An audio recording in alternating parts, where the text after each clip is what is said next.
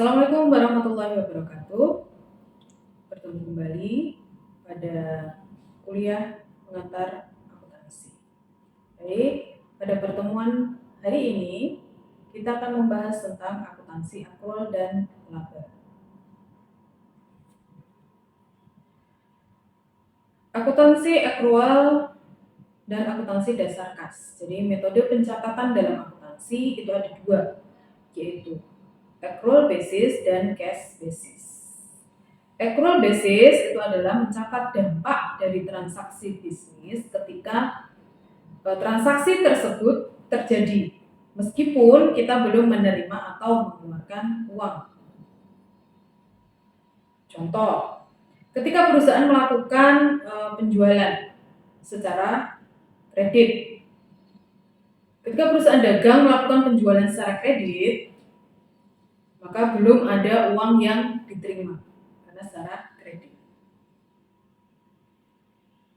Nah, ini akan dicatat sebagai pendapatan atau penjualan, akan dicatat sebagai penjualan. Kemudian ketika melakukan jasa atau kita memberikan jasa kepada pelanggan tetapi kita belum menerima uang dari pelanggan, itu contoh untuk accrual basis. Kemudian cash basis atau pencatatan akuntansi dasar kas. Cash basis itu adalah mencatat transaksi. Jadi mencatat transaksi ketika transaksi tersebut berlangsung.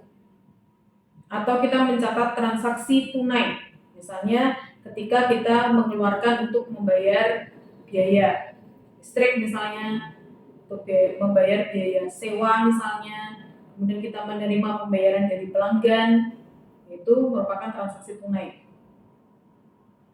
Pada saat transaksi tersebut terjadi, kemudian kita menerima atau mengeluarkan uang, maka pada saat itu transaksi dicatat.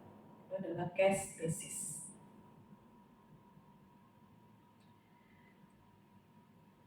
Nah, akuntansi di Indonesia yang berlaku saat ini itu adalah akuntansi yang menggunakan metode accrual basis.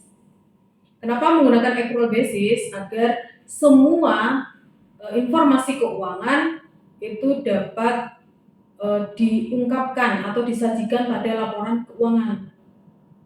Misalnya kalau kita hanya menggunakan dasar kas atau cash basis saja, maka kita hanya mencatat transaksi yang sudah mengeluarkan uang atau menerima uang saja. Sedangkan untuk transaksi yang uangnya belum kita terima atau kita belum mengeluarkan uang, maka itu transaksi tersebut tidak dicatat. Maka informasi yang disampaikan kepada para pemakai itu menjadi kurang akurat. Maka supaya informasi yang diberikan kepada para pemakai itu menjadi akurat, maka semua informasi itu kita ungkapkan, kita sajikan pada laporan keuangan, walaupun uangnya belum kita terima atau kita belum mengeluarkan uang. Oke, lalu dampak akuntansi dasar kas terhadap neraca dan laporan laba rugi. Ini kalau kita menggunakan cash basis saja ya. Kalau kita hanya menggunakan cash basis saja, dampaknya yang pertama terhadap neraca.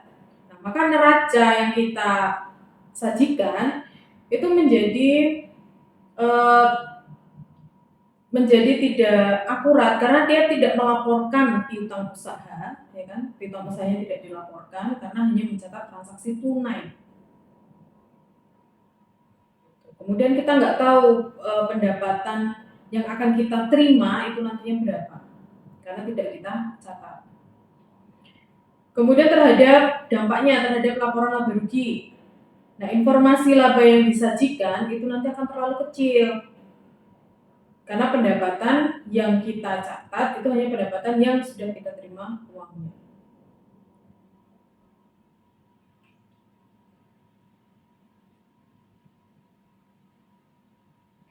Nah, kemudian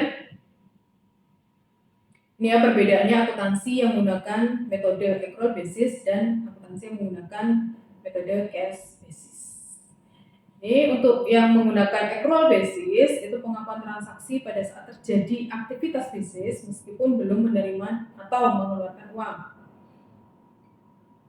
Sehingga informasi yang disampaikan, informasi yang disajikan, informasi yang sampai ke pemegang saham atau para pemakai informasi itu informasi yang real. Jadi realitas ekonomi. Berbeda dengan yang hanya menggunakan cash basis. Karena cash basis itu hanya mencatat transaksi tunai saja, maka informasi keuangan yang disajikan itu hanya catatan arus kas, hanya uang masuk dan uang keluar. Sehingga kurang relevan, kurang bisa digunakan untuk pengambilan keputusan.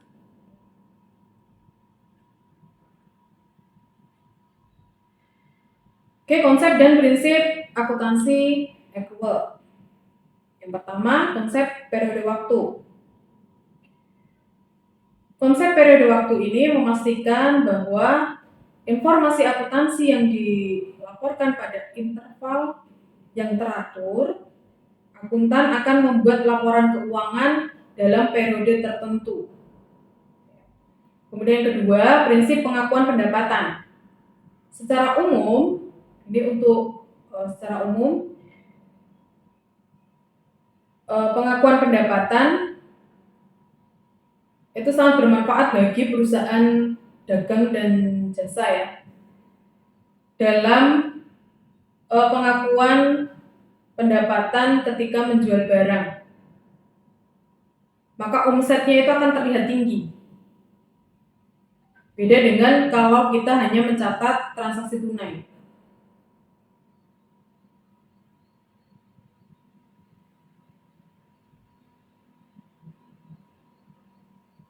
Nah, di sini pendapatan itu diakui apabila yang pertama entitas telah mentransfer ke pembeli dan imbalan yang signifikan atas kepemilikan barang.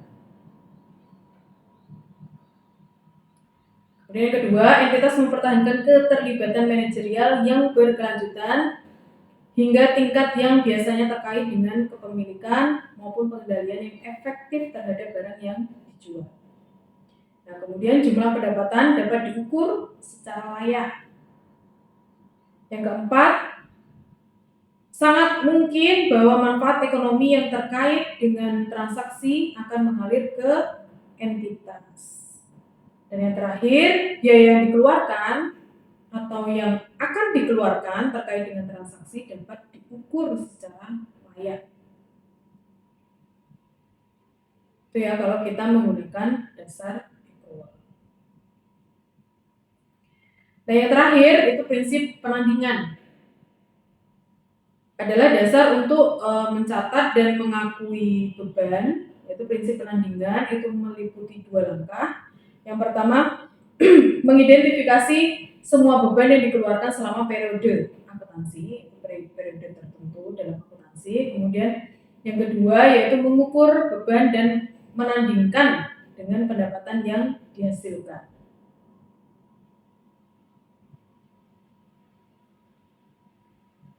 Nah, itu yang bisa saya sampaikan pada kuliah hari ini. Terima kasih. Wassalamualaikum warahmatullahi wabarakatuh.